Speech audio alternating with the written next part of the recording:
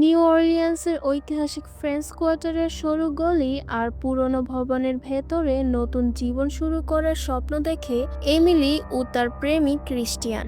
তারা একটি পুরনো ভবন কিনে সেখানে ক্যাফে খোলার পরিকল্পনা করে। জায়গাটি বহু বছর বন্ধ ছিল, দেয়ালে ধুলো, কাঠের মেঝের শব্দ আর ভেতরে এক ধরনের অদ্ভুত ঠান্ডা অনুভূতি, যেন সময় এখানেই থেমে আছে আর অতীত কখনো পুরোপুরি বিদায় নেয়নি।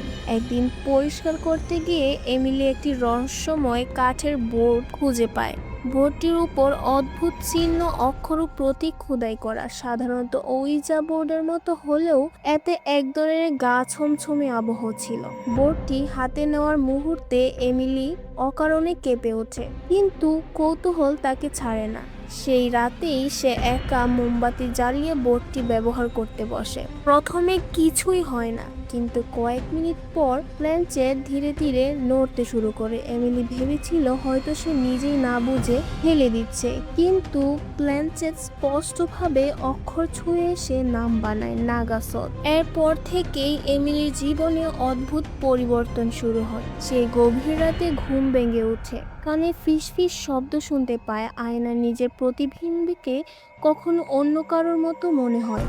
আরও আচরণ বদলে যেতে থাকে তার, কখনো অতিরিক্ত শান্ত, আবার কখনো অকারণে রাগান্বিত হয়ে যায়। ক্রিস্টিয়ান প্রথমে বিষয়গুলো মানসিক চাপ ভেবে এড়িয়ে যায়, কিন্তু শীঘ্রই সে অস্বাভাবিক ঘটনাগুলো টের পেতে শুরু করে। ঘরে জিনিসপত্র নিজে নিজেই পড়ে যায়, বাতি নিভে যায়, দরজা বন্ধ হয়ে যায় হঠাৎ। ক্রিস্টিয়ান খোঁজ নিয়ে জানতে পারে শত বছর আগে নাগাসত নামে এক ডাইনিকে নির্মমভাবে হত্যা করা হয়েছিল।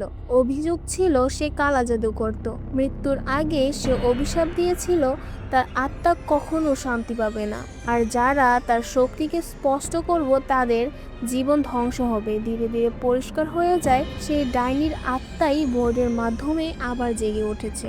এমিলি ক্রমে নিজের সত্তা হারাতে থাকে।